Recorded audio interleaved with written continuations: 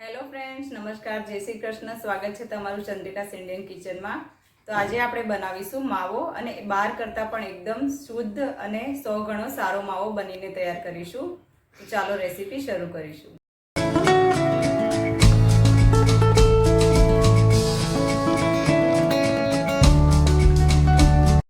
તો માવો બનાવવા માટે મેં આ રીતે જાડી તળિયાવાળી કઢાઈ લીધી છે અને મેં ગેસ ઉપર કઢાઈને મૂકી દીધી છે અને ગેસ હજુ મેં ચાલુ નથી કર્યો. અને આપણે એલ્યુમિનિયમની કે નોનસ્ટિકની કઢાઈ નથી લેવાની. મેં આ રીતે સ્ટીલની કઢાઈ લીધી છે અને 2 થેલી આપણે દૂધ લીધું છે, જે 500 ગ્રામની છે. 1 લીટર દૂધ છે આપણું. તો હવે આપણે દૂધને આ રીતે કઢાઈમાં લઈ લઈશું અને બીજી થેલીને પણ આપણે આ રીતે કઢાઈમાં લઈ લઈશું.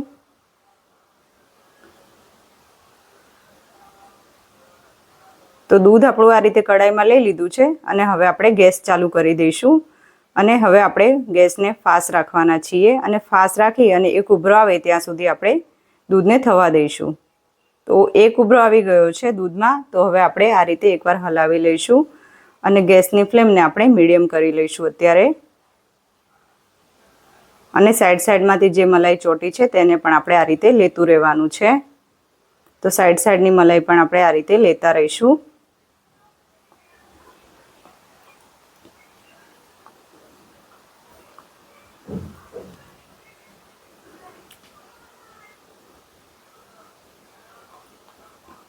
અને હવે આપણે જે આ જારો છે તે આપણે દૂધમાં આ જ રીતે મૂકી દેવાનો છે, જેથી દૂધ ઉભરી અને બહાર નહીં આવે જારો મૂકવાથી. અને ગેસની ફ્લેમ આપણે મીડિયમ રાખી છે, જેથી કરી અને દૂધ આપણું ઉભરીને બહાર નહીં આવે. તો જોયું મિત્રો, આપણે દૂધ ઉભરી અને સહેજ પણ બહાર નથી આવતું અને ગેસની ફ્લેમ અત્યારે મીડિયમ જ છે અને દૂધ આપણું આ રીતે ઉકળી રહ્યું છે. તો હવે આપણે આ રીતે વચ્ચે 5-10 મિનિટ થાય તો આપણે આ રીતે મલાઈને લેતું રહેવાનું છે, જેથી ફટાફટ આપણું માવો બનીને તૈયાર થશે.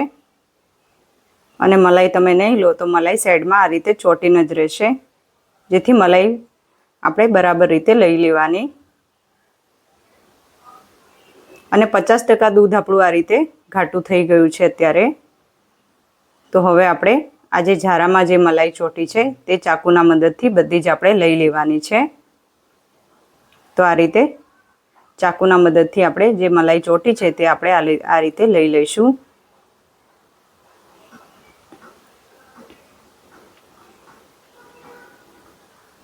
અને દૂધને આપણે એકવાર ફરીવાર હલાવી લઈશું સારી રીતે. મલાઈ આપણે સારી રીતે મિક્સ કરી લઈશું.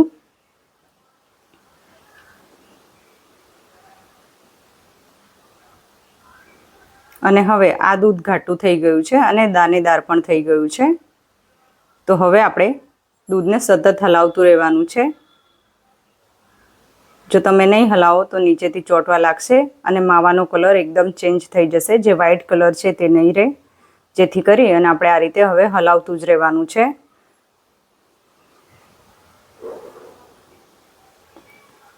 અને ગેસની ફ્લેમ આપણે એકદમ ફાસ્ટ કરી લેવાની છે અને માવાને આપણે સતત હલાવતું રહેવાનું છે. તો આ રીતે આપણે હલાવતા રહીશું.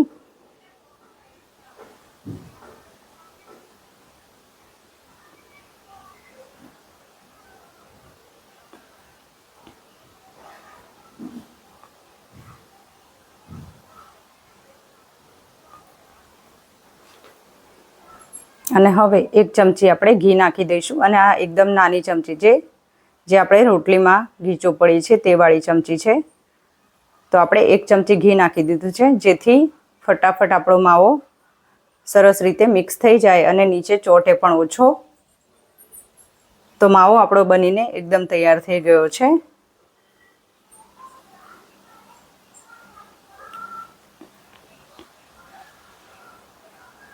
તો માવો આપણો એકદમ સરસ બનીને તૈયાર થઈ ગયો છે. તો હવે આપણે ગેસને બંધ કરી લઈશું. અને હવે આપણે એક પ્લેટમાં કાઢી લઈશું માવાને.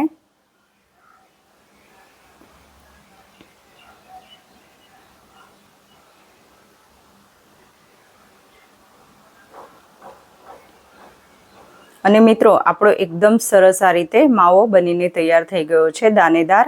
અને આ માવો આપણે બહાર કરતાં 100 ગુણા સારો બનાવ્યો છે, કારણ કે આપણે આપણા હાથેથી બનાવ્યો છે.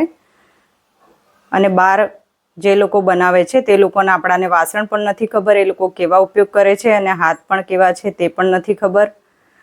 અને આપણે ભગવાનને પણ ધરાવતા હોઈએ છીએ, જેથી આપણે આપણા ઘરે હાથેથી બનાવીએ તે વધુ સારું. તો આપણે એકદમ સરસ આ રીતે માવો બનીને તૈયાર કર્યો છે. તો મિત્રો રેસીપી ગમે તો લાઈક, સબસ્ક્રાઈબ અને શેર કરવાનું ભૂલતા નહીં. અને હવે આપણે આ માવાને સ્ટોર કરવાના છીએ, તો તેના માટે એક ડબ્બામાં બટર પેપર લગાવી લઈશું અને માવો રાખી લઈશું. અને આ માવો આપણે 15 દિવસ માટે ફ્રીજમાં સ્ટોર કરીને રાખી શકીએ છીએ અને કોઈ પણ મીઠાઈ આસાનીથી બનાવીને તૈયાર કરી શકીએ છીએ. તો ફરી મળીશું નવા વિડીયોમાં. આવજો. જય શ્રી કૃષ્ણ મિત્રો.